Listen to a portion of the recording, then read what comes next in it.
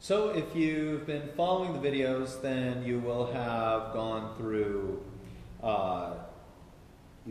release, you will have gone through flexibility, and now we are at energized.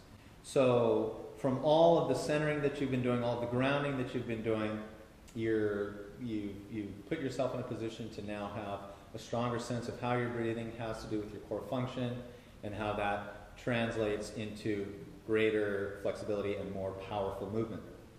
But now you're getting towards leaving the basics behind and really now setting yourself up for energized movement, really letting your breath flow in and out and not worrying about getting it out all the way or trying to breathe in slowly, because your muscles are now warmed up, they're connected, they're conditioned, and they're doing everything that they should do. So you're free to move, to get going. We're going to start with some exercises that are, going back to the old school, the original 34. One leg stretch, one leg circle, and rolling back.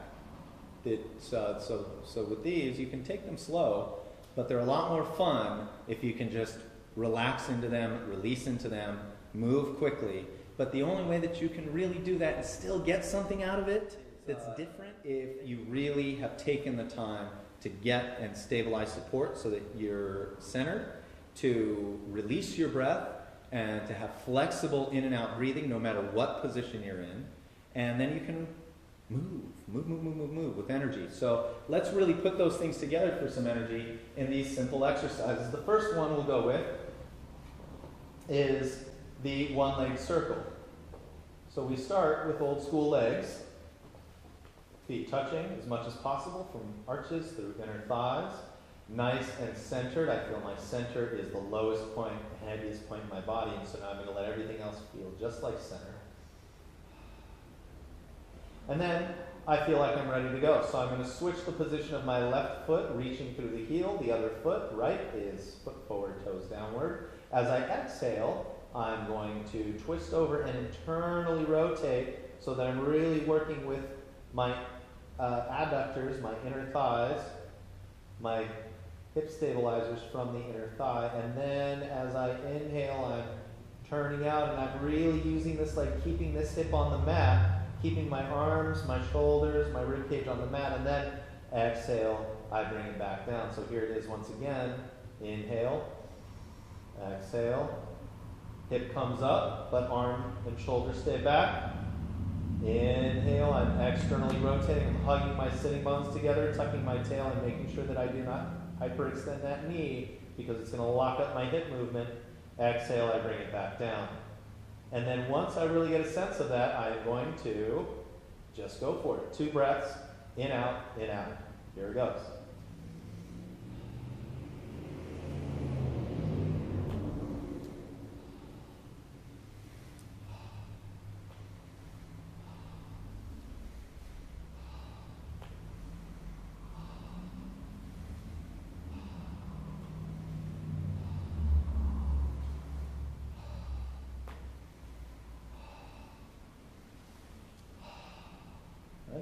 Energy. Just bring it in, bring it out, move in circles, continuous circles. Inhale, inhale, exhale, inhale, exhale, inhale, exhale, inhale, exhale. And just make sure that you're continuing to stay centered, continuing to feel your support. If you feel like you're going beyond your energy level, you need to slow down, find the support, come back to the ground, come back to your breathing. Feel your movement once again and try to get those things back together so that you can pick up your pace and move with energy. From there, we go into the one-leg stretch. And it is a stretch. It's a fast exercise. It's a strength builder, especially for your glutes, for the lengthening of your hamstrings, and real good inner thigh activity in challenging yourself to keep the leg going straight instead of twisting or turning somehow midway, maybe going this way as you stretch your leg out or something like that, instead of just nice and straightforward. You need a lot of good adductor control for that. So here's how it goes. You inhale as if you are going into the 100, but then you hug one knee towards your body. As you exhale, you alternate.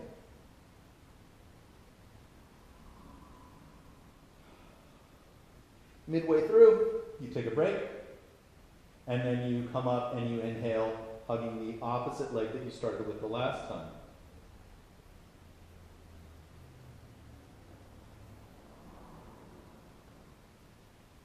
So, once you get a sense of the exercise and you feel like you're grounded, you're stable, you're ready for energy, then you come up and you do it quickly, like so.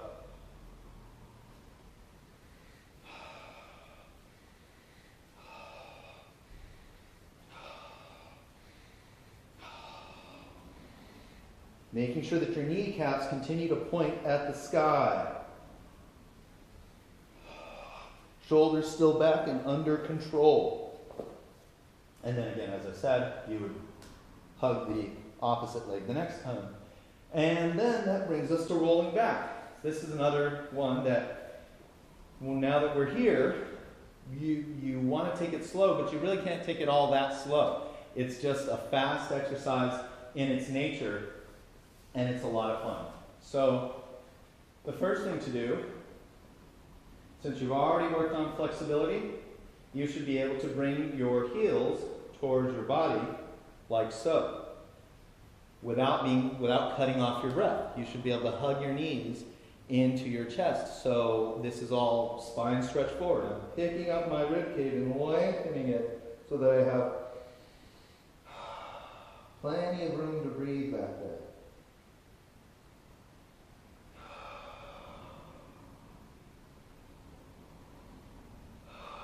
Nice big breaths I can take without feeling like I have to open up and break out of this position.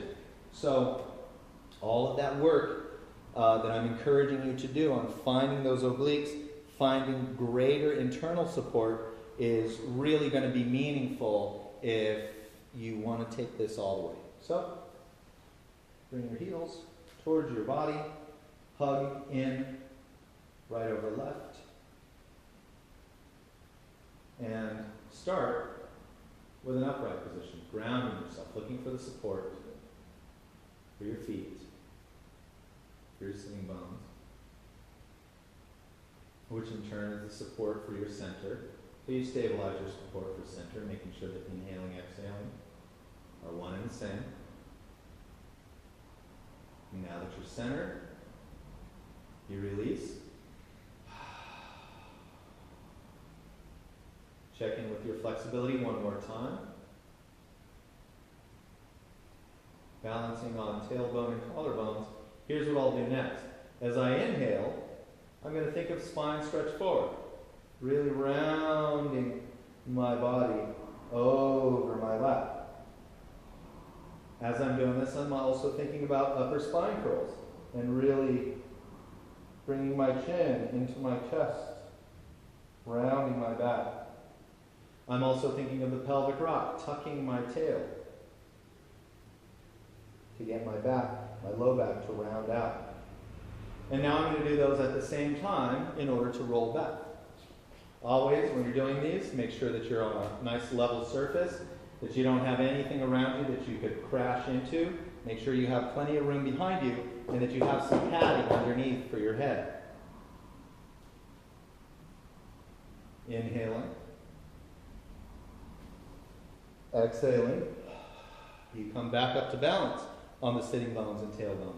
So once again, right, I'm going as slow as I can. I can maybe even go a little slower. Let's try it.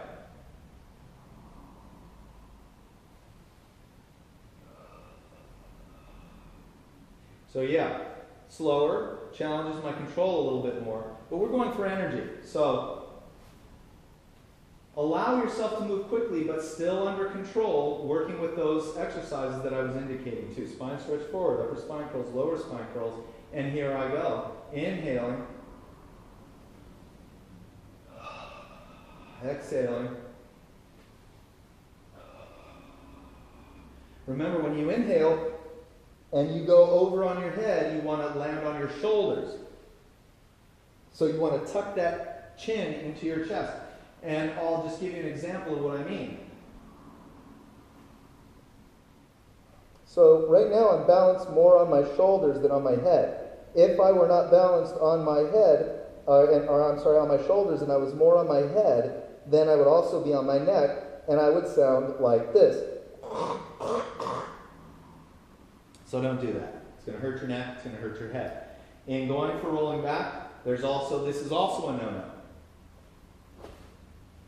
And probably you can see why. Aside from just banging your head on the concrete, you won't really be able to recover from that. So you'll go, and then have to go and try to throw yourself forward. This isn't about momentum. It's about subtle movements of the spine and control through your breathing. Lots of energy through your breathing. This is all about breathing. So if you inhale and go back, but don't exhale, what do you got to left fight? No amount of fighting with yourself is really going to get you there. You have to exhale and straighten up your spine. So I'll show you again one more time.